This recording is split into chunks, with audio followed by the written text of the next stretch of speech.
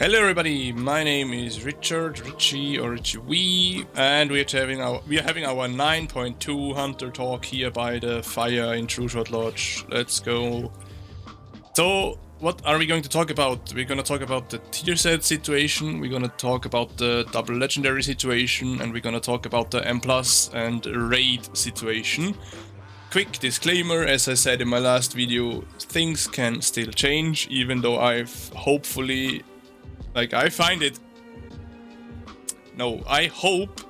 that they won't change much anymore, because it would be kinda like unexpected, or almost unexpected, so let's just see and hope and like pray.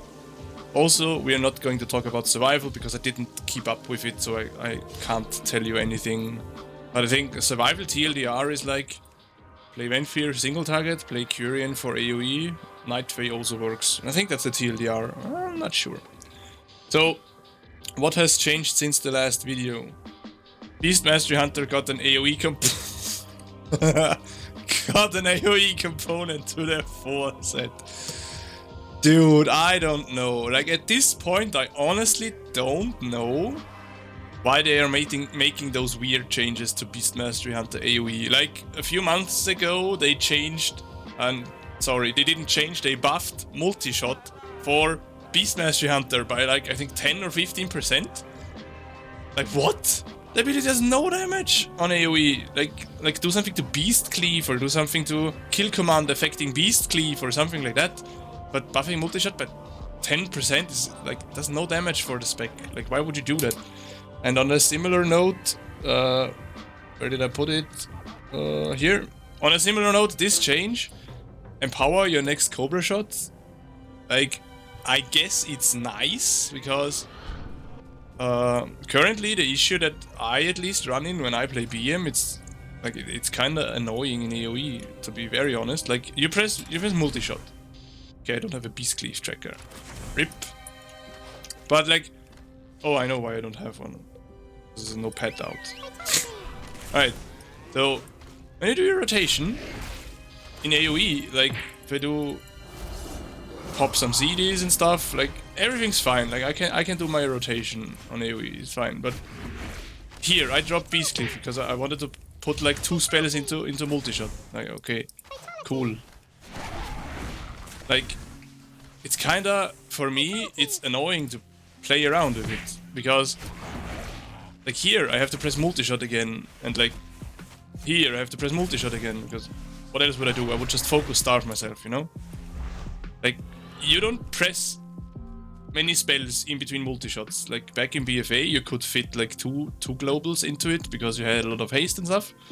But currently I find Beast Mastery Hunter quite like annoying to play with, because like, it just gets focus starved so fast on AoE, and I don't know, it's not fun in my opinion. So I'm kinda glad they made the change to this tier set, where they increase the length of the Beast Cleave buff, because then you actually get to press spells in between Beast Cleave, in between multi-shots on AoE. Like, you actually are able to press something. But I don't know, it's not a good or a huge change. Like, it doesn't fix any of the problems that Beast Mastery Hunter AoE has. I guess it makes some good, like, prio-esque damage. Like, if there is a big mob and 1,000 small mobs, and you just wanna kill the small mobs like passively, just wanna have them die down, but not too fast or anything. Like, it's not funnel damage, but it's some nice, like, prio target, and then cleave off the prio target. Like, I guess that's what Beast Mastery Hunter is good now with this, because you actually are able to press like multi-shot, and then you have to press a Cobra shot or a Bub shot, and this Cobra shot is not empowered, because you spent the empowerment on your multi-shot. But then you might be able to fit another kill command and Cobra shot, like multi-shot, barb shot, Cobra shot, and then kill command, and then maybe another Cobra shot, something like that. So I think this is just a feeling that I have. I think that you might be able to do some nice prio damage and then cleave of prio target with this. but it's not gonna fix the specs lack of burst AoE compared to Marksmanship Hunter. Like, not at all. Sorry. So that's that with BM Hunter. About the set. So what does a Beastmastery Hunter do in Raid? It's actually quite nice of a spec to play in this raid, honestly. But I personally try to not play it because I don't enjoy it much. Like, it was fun during BFA, but I've always wanted to play Marksmanship. So yeah, I'm happy to play Marksman whenever I can, but I'm also happy to play BM whenever it's like bastardly good on a fight. But I'll try to be successful as Marksman rather. So Beastmastery Hunter in Raid. You play Night Fae with antlers on every boss except for Holandres. Where is he? Sorry. Here, right? So except for this guy, here you play Venthyr, because you can't stand in this. You can't stand in Dreamweaver rune, so you have to get Naya. And for me, Naya already seems lower than Dreamweaver, so you lose out some DPS there. So going Venthyr is usually a DPS upgrade for most people, so play that. Once you have tier sets though, and stuff like that, I think that you're gonna play Marksman. I'm not 100% sure which Marksman you're gonna play, like if it's Venthyr or Night Fae, but I think it's Night Fae Marks, honestly, once you have tier. Like maybe now in this week, like I will try Venthyr Marks, just to like for the sake of trying it, but once we have tier, I think you play Venthyr Marks. But anyways, you go Night Fae with antlers on any boss here. Also for Prototype Pantheon, like Night Fae antlers is quite nice. MM does a bit more damage here, but it's a bit hard to get the damage out because it's a hectic fight. But yeah, Night Fae antlers on any boss. Here you play Venthyr. And here you can play Rylax Stalkers, because Antlers isn't very valuable on that fight. Like, you have a lot of single target, and then you have a lot of more than 4 targets. So wouldn't go Antlers here, probably play Rylax Stalkers, honestly. For rest of the raid, I don't know, I haven't checked out how the fights work. But yeah, that's that for BM. And for BM in M+, you always play Antlers. That's it. If you get 2-piece and 4-piece, nothing changes for BM. And if you get double legendary, you just play Antlers plus Rylax Stalkers, and that's it. BM is quite straightforward, honestly. You play Antlers everywhere. You play Antlers everywhere. Except for one fight where you go Venthyr and one fight where you go Rylax Stalkers. And once you have double legendary, you just play Night Fae Antlers with Rylax Stalkers Piercing Fang and never swap away from it, period. Like, it's quite straightforward, right? So for Marksmanship, let's start with the easy stuff. For M+, you just play this build and that's it. Nothing else. I play Dreamweaver for M+, for the most part, with this setup here. And in some weeks where you have Spiteful, for example, you can play Corraine with Deadly Chains here instead of Sharpshooter's Focus. So that's also an option for MM, M+. For some dungeons like Theater of Pain, you can go Antlers, because there's not a lot of trash and Antlers does a bit more single target damage, so you can play this. But I think you could also try Beastmastery Hunter in Theater of Pain, for example. I don't know if it's worth, but I think you could try. Like in a dungeon where a Night Fae Marksman Hunter would go Antlers, I think you could go Night Fae Beastmastery. Specifically talking about Night Fae here. Because ideally, in M+, you wanna be Curian. But this is a Curian-free zone. I've never touched Curian on my Hunter. So for M+, you play Night Fae with Surging Shots or Night Fae with Antlers. But I think maybe you play Night Fae Beast Mastery Hunter. Not sure on this one. I will keep you guys updated on that one. So yeah, that's that. For Raid, Marksmanship Hunter is quite a mess. Like, you can play 1,000 different things, and we're just gonna go over it boss by boss. So Vigilant Guardian, you play Night Fae Dreamweaver with... Okay, so let's make it a quick, like, summary, quote unquote, because we can start off easy. So the basic build for Night Fae Marksman Hunter is this: Antlers. Night Fae Dreamweaver with Antlers. Ignore the Deadly Chain here though. Like, you're not gonna play Deadly Chain, you're gonna play Powerful Precision. I just can't swap, and I did a key previously, so I had Deadly Chains in. But for Night Fae Marksman in Raid, you're gonna have this setup: Antlers with Dreamweaver, triple potency.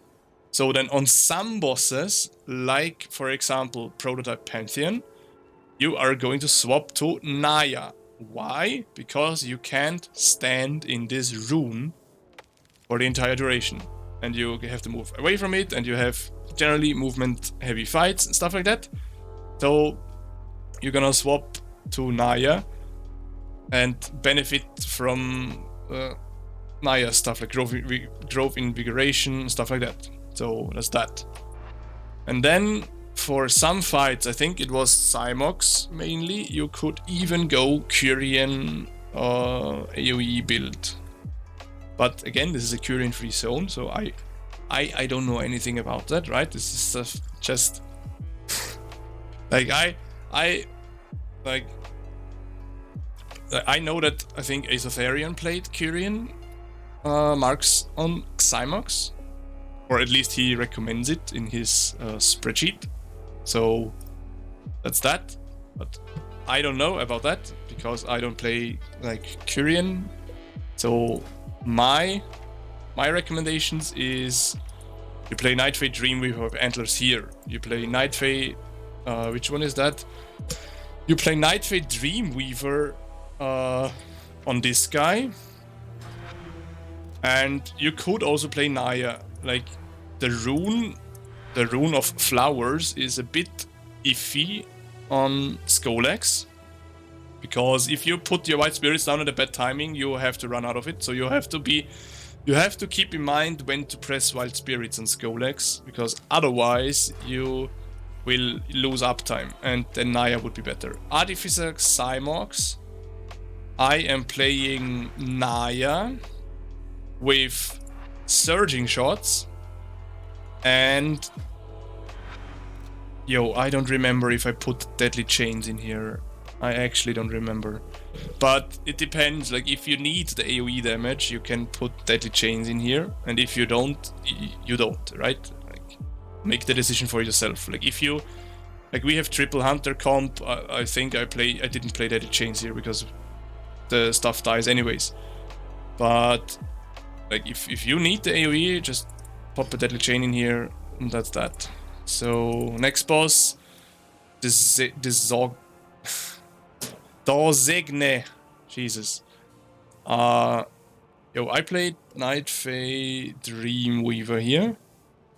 It's like, you just have to, I think there's never really a bad overlap with our rune, with our wild spirits and some movement of the boss. So I think it was a safe Dreamweaver. And you also play Antlers, of course, Antlers. So Prototype Pantheon, I played Naya with Deadly Chain and Antlers. So I mean, it's a 4-target fight. So that's that. And this fight is so hectic. Like, if you're not 100% comfy on Marksman, but you are comfy on BM, I think you can just go BM here. But I don't know, I enjoyed it as Marksman. Lehivum, I don't even remember what I played here on our heroic first kill, but I think it was just Dreamweaver Antlers. Holandres, I only killed normal, but I played Naya. And on heroic, I will play Venthyr because I will do the sim work for that after this video. But I think Venthyr still seems higher for me. So I play Venthyr here, and for heroic Anduin, I'm gonna play Khorane. Most likely with this setup.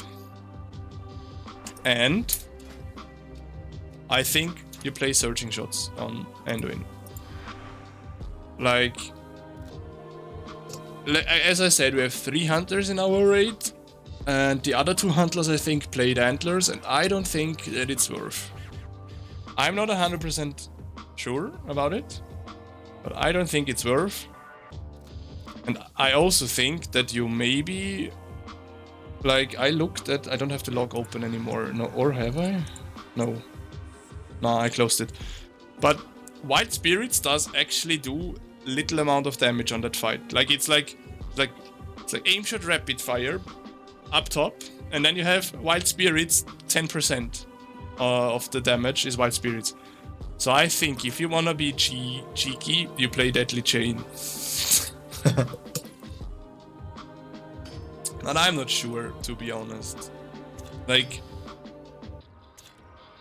I think once you have tier set, you could play Deadly Chain because you have like the big funnel. Like you can. That's how I imagine it. Like you could single target funnel the Lich King Remnant person, proc your tier set with arcane shots that you funnel into the Lich King, and then you cleave off of Lich King with Deadly Chain onto the small guys. Which is like you lose 0 single target because you are funneling the crit from first strike that you get from the smallies via Arcane Shot activating the tier set. Like, there is little to no single target loss to do that. Like, okay, the single target loss that you have is losing this and getting over this. Like, of course you will lose a little bit. Yes. But I honestly think it might be good. If not, you can always play Powerful Precision here as well. I don't know. That's nothing that I would personally figure out. I just... Like, I wondered why Wild Spirits did so little damage there, but like... So, I had this like thought of, hey, maybe you swap this out, and I also saw Azotharian talk about this, like that he wants to try swapping it, so... If he does, I'll watch him. I think he's raiding someday soon, so I can watch him and see what he does there. But I don't know. I also realized Wild Spirits did little damage on that fight, so I was like, like, why? Do you even need this? So yeah, that's that. So now we went over what we play as Marksman Hunter in raid in our current situation. Okay? So the default build is Nightfade, Dreamweaver, Antlers. Some bosses you play Naya because you can't stand in flowers, still with Antlers. Then on one boss you can go Venthyr if it seems higher. And then on Anduin and Cymox you could run Surging Shots. So that's that. With 2-piece, nothing changes. The only thing changes with 2-piece, that you always run volley. Like, otherwise, you run a different talent build for like almost every fight as well. Like, that's another thing I could talk about. Like Vigilant Guardian, I played Steady Focus, but honestly, I think I'm not gonna bother with it anymore. Like, the damage loss is like, yes, it exists. On single target, yes. But I honestly, like the first phase of this fight is so borderline boring that I don't know if I wanna deal with Steady Focus. On Mythic, it might be worth to go Steady Focus, I don't know. But that's that. So, then on Skolex, you go full single target. remember, once you have tier, you play volley. Artificer Cymox, play this with surging shots. Then Dozengye, I played this build with antlers.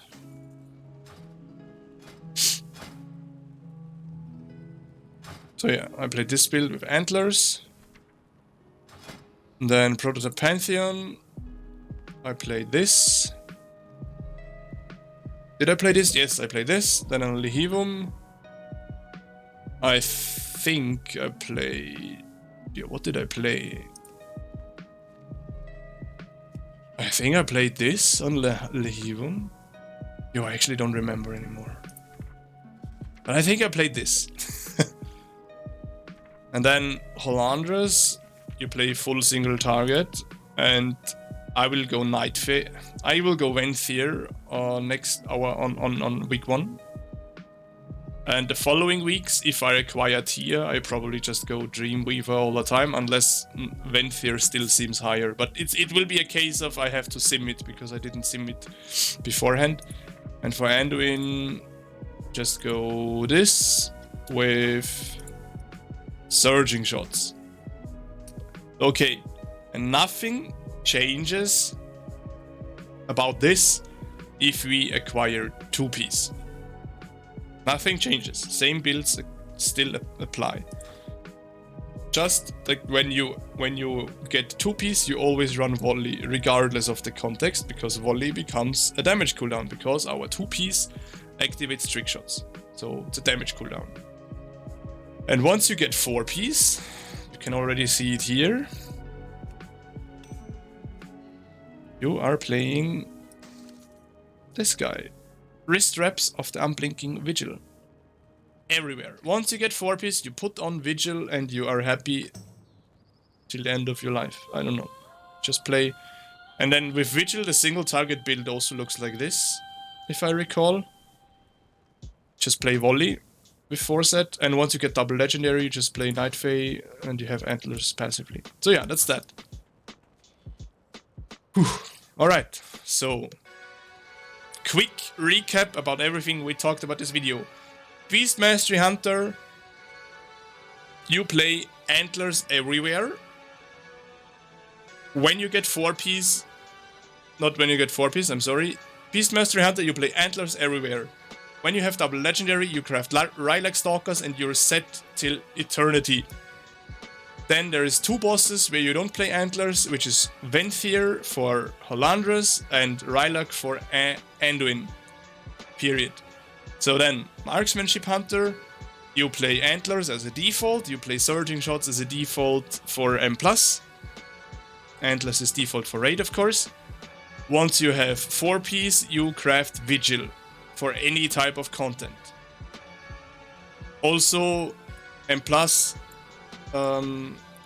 is also Curian thing for marksman, but I'm not a Curian gamer, I don't wanna play it. So I play Nightfay, but if you wanna be ideal, it's Curian, and also Curian is ideal for probably 1 or 2 raid fights. So that's that.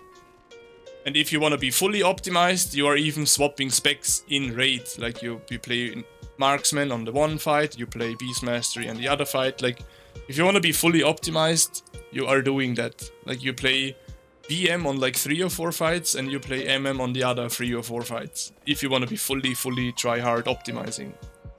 So yeah, but yeah, Marksmanship Hunter, antlers default for raiding until you get double legendary. Then it is Vigil. For M+, it's surging shots by default, regardless of if you are Nightfay or Curian, and with 4-piece, it's Vigil. And then there is obviously like the 2 exceptions where you're not playing antlers in raid as Nightfay, and that's it. Alright, I think I've talked about everything. I hope that I didn't confuse you too much with all the talk that I just did, but it's like a bit of a messed up situation. But once you understood it like once and you just got the basics down, it's quite simple, honestly. Like, you just gotta be mindful of what you're doing and stuff. So that's that.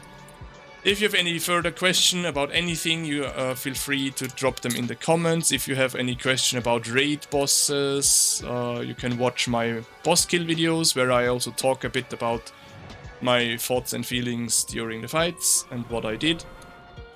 If you have any further questions besides that, you could just leave those in the comments, or you can join Hunter Discord, for example, and ask people there. Remember to always sim your character if you want to be truly sure about what stuff to play. Like, if Venfear doesn't seem good for you, don't play it. If Dreamweaver doesn't seem good for you, don't play it. Just play Naya everywhere. Stuff like that, you know? Always be aware that every WoW char is different. And yeah, you can never know what's best, like, for everyone. Like, every person has different items and stuff like that. Whew. So yeah, that's that. There is one thing that I could talk about, and this is the double legendary thing. Once we acquire it, it will be the belt slot, but you wanna move it away from there. And I personally, I will move it to ring. I will move it onto ring slot up until the point where I have full bis, and then I will move it onto helm, because I think helm is the best.